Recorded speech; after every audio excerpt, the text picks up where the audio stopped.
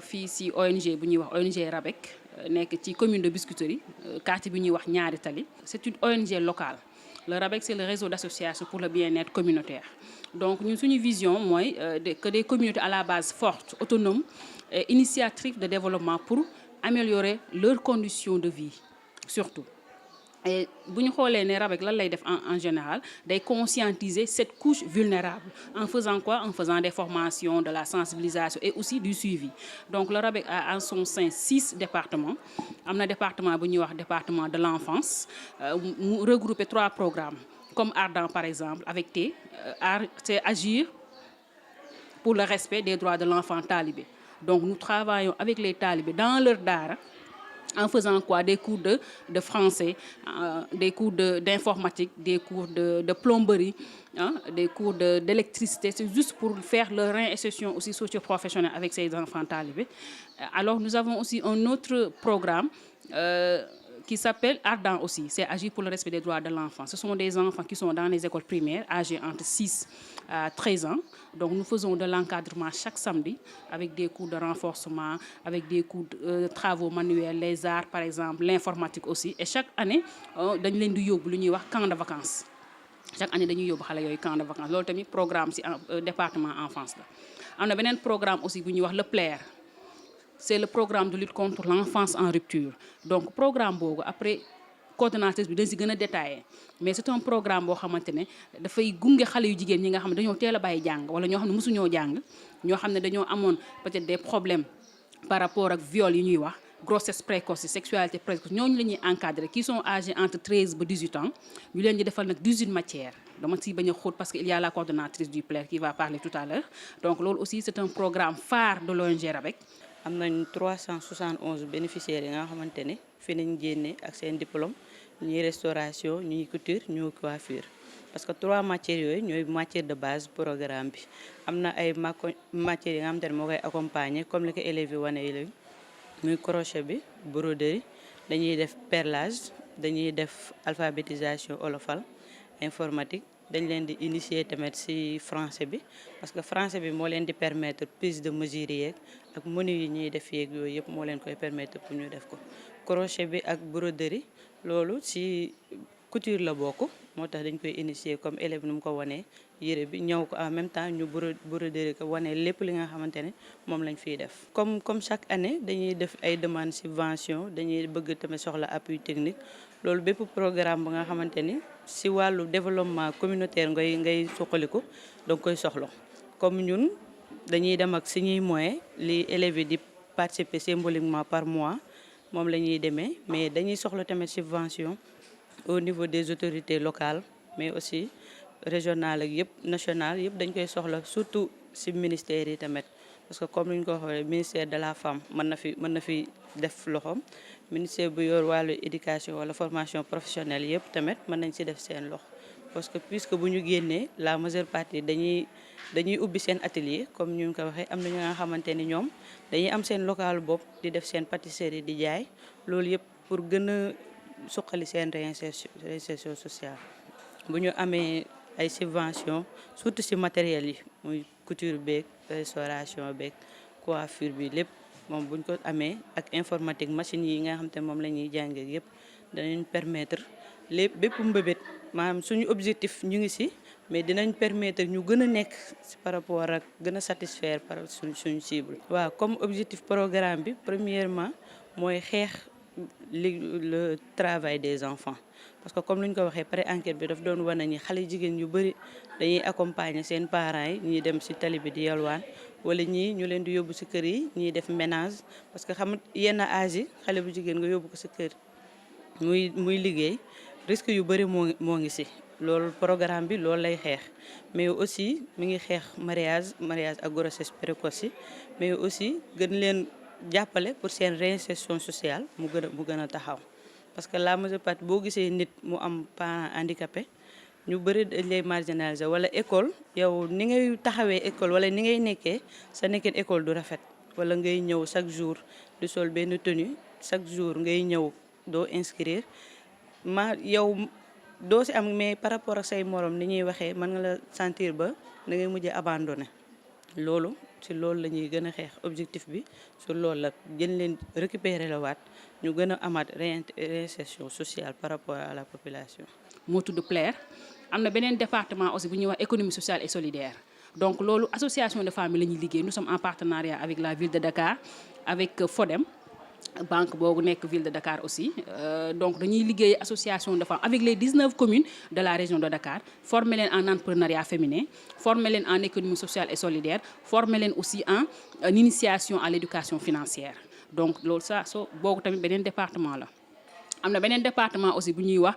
gouvernance culture te bu ñu waxee gouvernance rek ñan moo tax ñuy wax les élus locaux comment on peut les accompagner ñu mën a xam ñoom seen rôle bi ñu war a jouer fii ci seen au niveau de leur commune ban taxawaay la ñu mën a am ban approche la ñu mën a am pour ñu mën a jouer pleinement leur rôle. am na beneen département aussi bu ñuy wax dynamique jeune aussi yooyu aussi c'est un département boo xam ne jeunes yi nga xamante ne dañoo am bac amuñu repère xamuñu lan la ñuy def dem université am peut-être seen diplôme ñooñu la ñuy accompagner avec des formations professionnelles comme l'entrepreneuriat jeune comme d'autres formations aussi. Il y a un autre département qui s'appelle le département de la santé nga xam ne ñu ñuy def rek mooy la sensibilisation surtout avec la santé de la reproduction sensibilisation la ñuy def de manière générale que ça soit à Dakar que ça soit aussi en dehors de Dakar donc li ñuy gën a def rek mooy ñaax xale yu jigéen ñu mën a am une santé responsable ñaax en grosso modo sax les jeunes pour ñu mën a am une santé responsable satisfaisante surtout aussi donc en grosso modo loolu la RABEC di def. alors malheureusement amuñu soutien boobu appui financier yooyu amuñu aussi des bailleurs yoo xamante ne war nañ ñoo mën a gunge pour ñu mën a def suñu parce que on a pas mal écrit des projets mais benn projet rek lañ ci financé woon mooy Ardent avec les talibés malheureusement jeex na. boobu rek lañ ci financé woon ñu mën a gunge taalibe mais par rapport ak suñuy projets yi nga xamante ne bind nañ ko avec les autres départements amaguñu ay bailleurs amaguñu un appui financier que ça soit de la part des autorités étatiques que ça soit des ONG internationales qui interviennent au niveau de Dakar donc appui boobu moom moo ñu dese. ONG bi depuis 2003 la nekk ONG nous étions une association en 98 mais nous sommes érigés en ONG en 2003. donc depuis 2003 ñu ngi dem partout au Sénégal di def ay formations des sensibilisations coaching suivi yooyu yëpp ñu ngi koy depuis 2003. li ñuy bëgg rek lancer un appel au niveau comme ni ma ko waxee sànq aux autorités étatiques au ministère de la femme de la petite enfance ministère de la formation professionnelle ministère de la santé et de l'action sociale pour ñu mën a xam lan mooy ONG RABEC parce que ONG locale la boo xam ne buy def un travail extraordinaire ñëpp lay liggéeyal ba beddiwul kenn parce que wax naa ko sànq il faut communauté yi ñu mën a autonome ñoom en faisant quoi en les accompagnant en les encadrant si seen taxawaay ñoom par rapport ak ñoom ci seen biir gox donc ñu ngi interpeller tout le monde même les ONG qui sont au niveau de Dakar surtout les ONG internationales ñu ngi leen di interpeller à ce que ñu ñëw financer ñu accompagner même bu fekkente ne sax day nekk un appui technique pourquoi pas avec un appui technique et des appuis aussi financiers surtout ñu ngi lancer appel boobu. Le RABEC est partout. Tout récemment, nous étions à Ngoé, dans un village qui se trouve à Fatick. Nous étions aussi à Bayla, en Casamance. Donc, le RABEC est partout. Au niveau du programme PLAIR, programme de lutte contre l'enfance en rupture,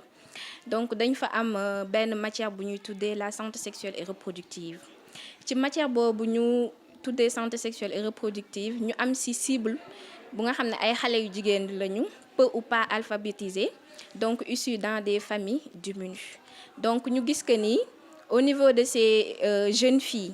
donc après les enquêtes qu'on a réalisées dañu gis que ni au niveau de leur quartier dañuy am ay problèmes yu ci mel ni grossesse précoce mariage précoce viol ak yeneen yoo xam ne nii c'est lié à leur santé sexuelle. donc ñu ne pourquoi pas ñu mettre en place benn projet bu ñuy tuddee génie SR génie santé de la reproduction pour mën a lutter contre ce fléau. donc ci biir projet boobu lan mooy objectif bi ñu mën a accompagner xale yu jigéen yooyu de telle sorte que dinañ mën a am une bonne santé sexuelle et reproductive en plus ci loolu dinañ mën a am une certaine épanouissement ndaxte xale yooyu noonu nga xam ne soit dañu demoon école ñu dàq leen soit seen parents amuñu woon occasion yóbbu leen école ñoom tamit ñu mën a gis seen bopp ci yeneen xale yi nga xam ne ñoom ñoo nekk école parce que xale yi nga xam ne ñoo nekk école am nañ benn programme bu ñuy woowee économie familiale ci biir programme boobu ce sont les mêmes thèmes de la santé de la reproduction moom lañ fay développer moom lañ leen di jàngal en même temps ci xale yooyu noonu dañuy dem di def ay jeux GOSU dañuy dem di def ay concours général puisque ñun suñu cible dafa vulnérable donc amuñu chance boobu di mën a dem di def ay concours général wala ñu dem di def ay génie en herbe.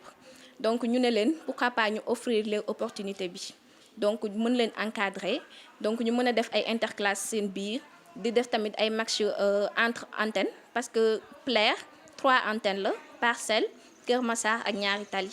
Donc ñoom ñu mën a jongante seen biir ba nga xam ne xale yi nga xam ne ñoom noo nekk ci école bi duñ leen mën a gis ba nga xam ne dinañ mën a gis seen bopp comme ñoom ni ñuy gisee seen bopp ci biir école bi. Donc loolu moo nekk objectif projet Génie SR bi. Alhamdulillah xale yi ñu ngi ñëw bu baax en plus ñu ngi ñëw ba pare ñu ngi ci gis seen bopp ci programme bi. Concours bi comme son nom l'indique Génie SR Génie santé de la reproduction. Donc dañuy boole xale yi nga xam ne ñoom ñoo nekk Plaire ñu jongante seen biir jongante bi nan lay demee ce sont des questions-réponses en rapport ak la santé de la reproduction pour ñu mën a mënal seen bopp wala boog pour ñu mën a xam ba pare di xamal seen yeneen moroom yi lu ci mel ni les conséquences du mariage précoce grossesse précoce ak sexualité précoce.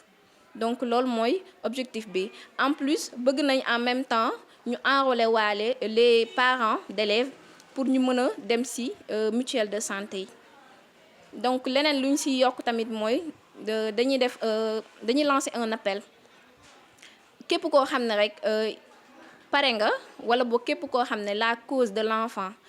soxal na la ñu ngi lay lancer un appel di woo tamit képp koo xam ne mën nga ñu sponsoriser pour ñu mën a dérouler suñuy activité comme ni ñu ko bëggee parce que suñu waxee concours dafa ànd ak neexal parce que ay xale la ñuy encadrer te xale soo bëggee mu sawar da nga koy neexal te pour lu neexal xale yomb na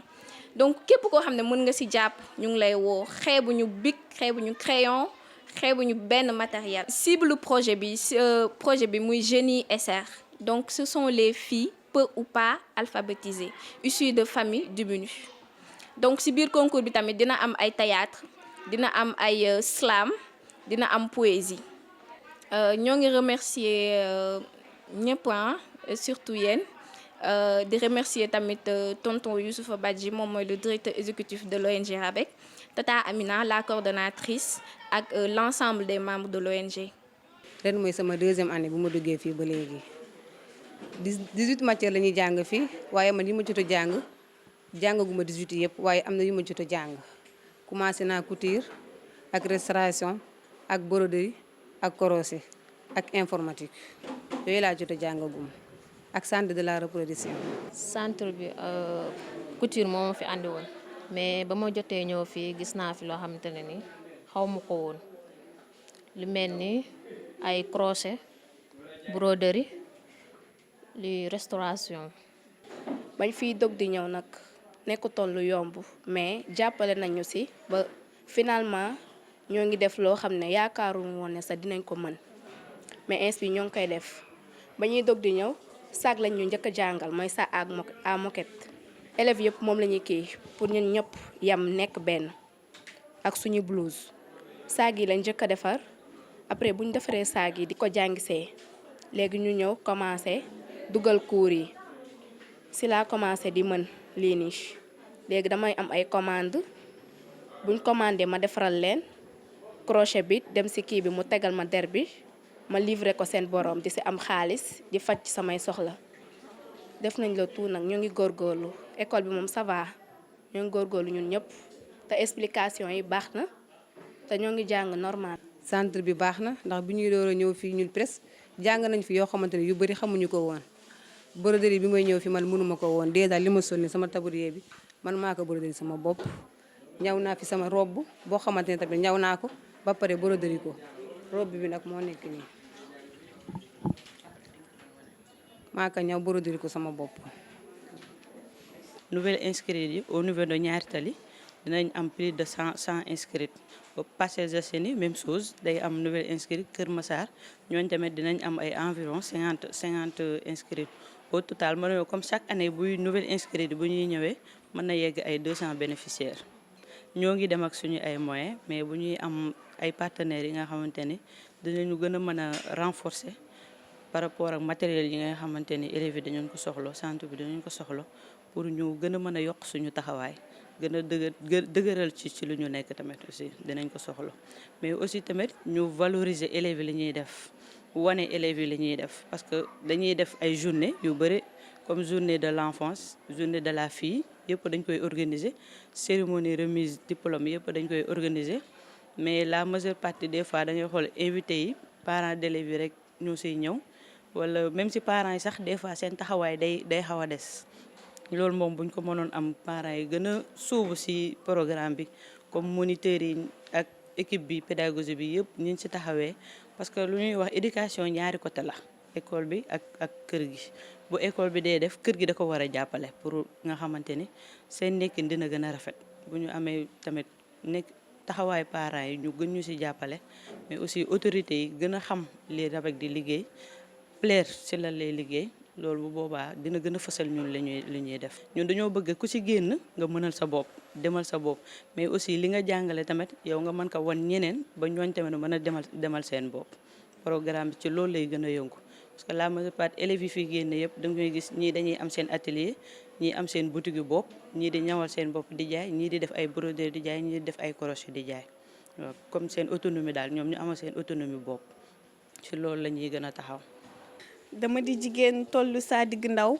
lépp luy safaan ma daw ngir bëgg a baax ba faw waaye yi lay àndandoor yu bon jàpp saa xel saaw ma tàmbalee tux boon piscine party tux boon ak a yeey keew ni saa dund bànneex rax si ma tàmbalee naaw man mi waroon doon royukaay donte maay taaw su ma demee ba saay moroom mu bàyyi xam lu ma woddoo waay muri nañ mbàllaanu ngor gi ma sàngoo ma xam luy mbaraan ma tàmbalee yendu seytaane naan ma del fanaan gumba tax ci waxu ndey ak bàyyi waxatuma laa bu bàjj nag nijaay